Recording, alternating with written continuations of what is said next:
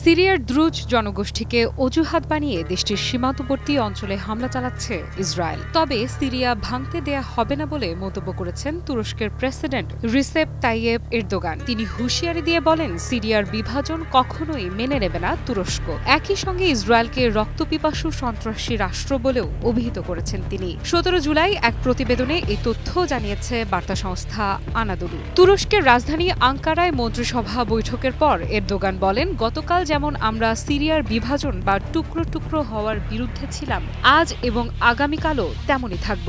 সিরিয়ার অখণ্ডতা রক্ষায় আমরা দৃঢ় প্রতিজ্ঞ। গত দুদিন ধরে ইসরায়েল দ্রুজদের অজুহাতে তার দস্যুবৃত্তিকে সিরিয়ায় নিয়ে যাচ্ছে। যারা ইসরায়েলের উপর ভরসা করছে তারা শিগগিরই বুঝবে তারা বড় ধরনের ভুল করেছে।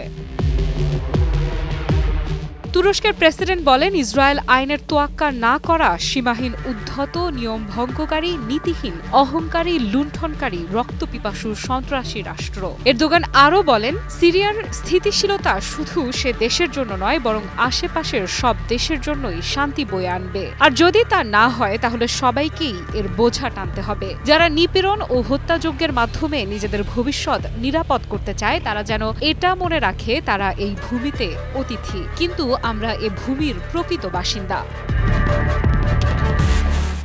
সব মশার বিরুদ্ধে সুরক্ষা দিতে এলো বসুন্ধরা এক্সট্রিম অ্যারোসল, মশার বিরুদ্ধে এক্সট্রিম সুরক্ষা। তিনি জানান, তুরস্ক সিরিয়ার পরিস্থিতি নিবিড়ভাবে পর্যবেক্ষণ করছে এবং সংশ্লিষ্ট দেশগুলোর সঙ্গে যোগাযোগ রেখেই চলবে। সিরিয়ার ভৌগোলিক অখণ্ডতা, জাতীয় ঐক্য, একক রাষ্ট্র কাঠামো এবং বহু সাংস্কৃতিক পরিচয় রক্ষা করাই তুরস্কের মূলনীতি।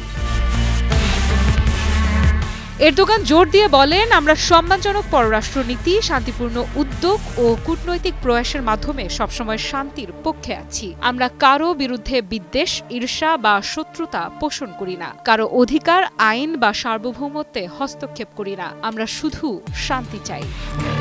আফরিদা ইফরাত, নিউজ 24।